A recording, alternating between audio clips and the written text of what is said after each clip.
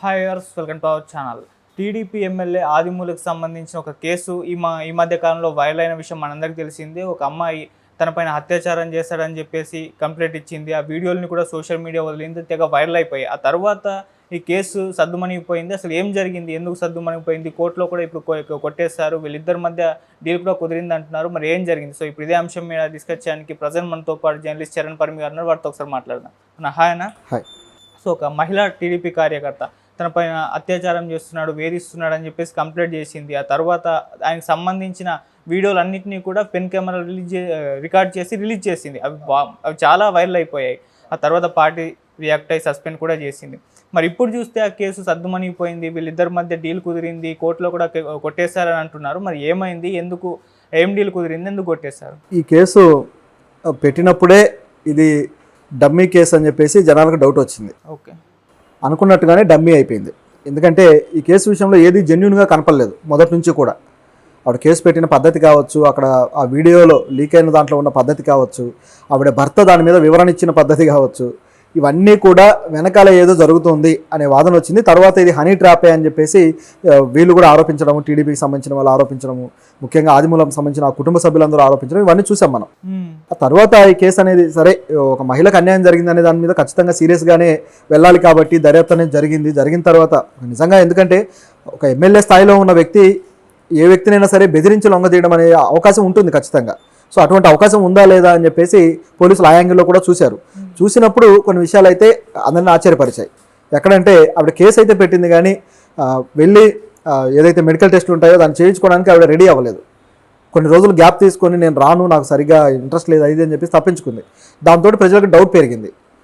ఆ డౌట్లన్నీ ఇంకా పెరుగుతూ వచ్చాయి. మొత్తానికి ఇప్పుడు చూస్తే ఆ కేసే కోర్టు కొట్టేసింది. ఎందుకు కొట్టేసింది, దీని వెనక ఉన్నది ఏంటని గమనించి చూస్తే, ఈ కేసు విషయంలో ఆవిడ తానే పిటిషన్ వేసి నేను తప్పుడు కేసు పెట్టాను, ఇది వేరే మూడో వ్యక్తి ఒత్తిడి వల్ల నేను ఈ విధంగా కేసు పెట్టాల్సి వచ్చింది అని చెప్పేసి ఆవిడ లాయర్ నోటరీ చేసిన అఫిడవిట్ని సమర్పించింది కోర్టుకి.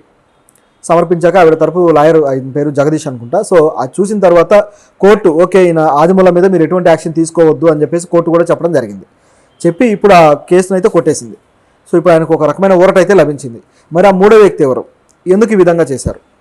నిజానికి ఆయన మీద పెట్టిన కేసులు కూడా బలమైనవి. ఇప్పుడు ఈ మధ్య వచ్చిన బిఎన్ఎస్ భారతీయ న్యాయ సంహిత ఏదైతే ఉందో ఆ చట్టాల ప్రకారం 64 సెక్షన్ 64 కావచ్చు, అలాగే 351, సో ఇలాంటి సెక్షన్ల మీద బలమైన కేసు పెట్టింది ఆవిడ. పెట్టి ఇప్పుడు వెనక్కి తీసుకుంది. అయితే దీంట్లో గమనించాల్సింది ఏంటంటే ఆవిడ వెనకాల ఉన్న వాళ్ళు ఎవరు అనేది ఇప్పుడు ప్రశ్న. హనీ ట్రాప్ అంటే ఊరికే చెయ్యరు, రాజకీయంగా ఆయన పరువును తీసేయడానికి కోసమే ఈ స్కెచ్ గీశారనేది అర్థమైంది. అయితే దీని వెనక ఎవరున్నారనేది గతంలో కూడా మనం కొన్ని చర్చలు చేసాం. దాంట్లో భాగంగా వైసీపీ నుంచి టీడీపీలోకి వచ్చిన ఈ వ్యక్తి మీద కొంతమంది ఏమనుకున్నారంటే వైసీపీ నాయకులే, అంటే వైసీపీ ఈ మధ్యకాలంలో ఎక్కువగా వైసీపీ నాయకులే ఈ విధంగా మహిళల పట్ల ఇబ్బంది పెడుతున్నట్టుగా, లేకపోతే వాళ్ళ అక్రమ సంబంధాలు కావచ్చు, ఇవన్నీ కూడా బయటకు వచ్చి పరువు పోయినట్టయింది పార్టీకి. ఆ విధంగా పరువు తీయాలంటే ఇలాంటి వ్యక్తిని పావుగా వాడుకుందామని చెప్పేసి వాళ్ళేదో స్కెచ్గా దీన్ని తీసుకొచ్చారు, హనీ ట్రాప్ని అనే వాదన కూడా జరిగింది. అయితే ఇది కూడా కాకుండా రెండో యాంగిల్ ఇంకోటి ఉంది.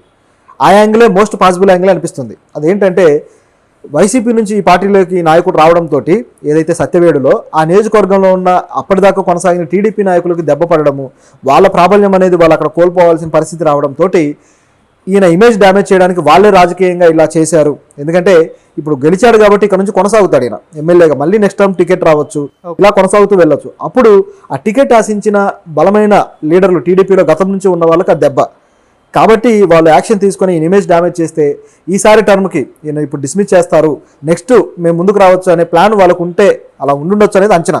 వాళ్ళకు ఉండి ఈ విధంగా చేస్తున్నారనేది మనం కొంత గెస్ చేయొచ్చు.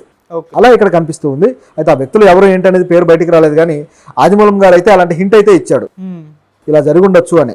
అయితే ఆయన చేసింది ఏమైనా ఉత్తమమైన పని అంటే అది కూడా కాదు. ఒక మహిళ అధికారం ఉంది కాబట్టి తన దగ్గర కార్యకర్తగా ఉన్న మహిళని లైంగికంగా ఇట్లా ఈ విధంగా వాడుకోవడం అనేది కూడా తప్పే.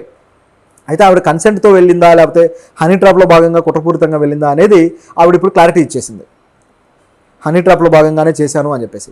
ఇది నీచమైన పని. రాజకీయాల్లో ఏ స్థాయికి దిగజారిపోయారు, ఇక్కడ ఈ మహిళను కూడా తప్పు పట్టాలి. హనీ ట్రాప్లకు ఆవిడ ఉపయోగపడడం ఏంటి, ఆవిడ వ్యక్తిత్వం ఏంటి, ఆవిడ భర్త ఏ విధంగా అలా ఎంకరేజ్ చేశాడు అనేది ఇక్కడ ప్రశ్న. సో ఒక నీచమైన రాజకీయ పరిస్థితులు ఉన్నాయి. ఇప్పుడు ఆవిడ మీద ఖచ్చితంగా కోర్టు యాక్షన్ తీసుకోవాలి. ఎందుకంటే ఇలా వదిలేస్తే ఇలాంటివి ఇంకా జరుగుతూ ఉంటాయి. మహిళలను ఉపయోగించి, అంటే నీతిమాలిన వాళ్ళు కూడా ఉంటారు కదా, సో అలాంటి నీతిమాలిన వాళ్ళని ఉపయోగించి హనీ ట్రాపులు చేసి ఈ విధంగా చేయడం అనేది ఖచ్చితంగా తప్పుడు పనే.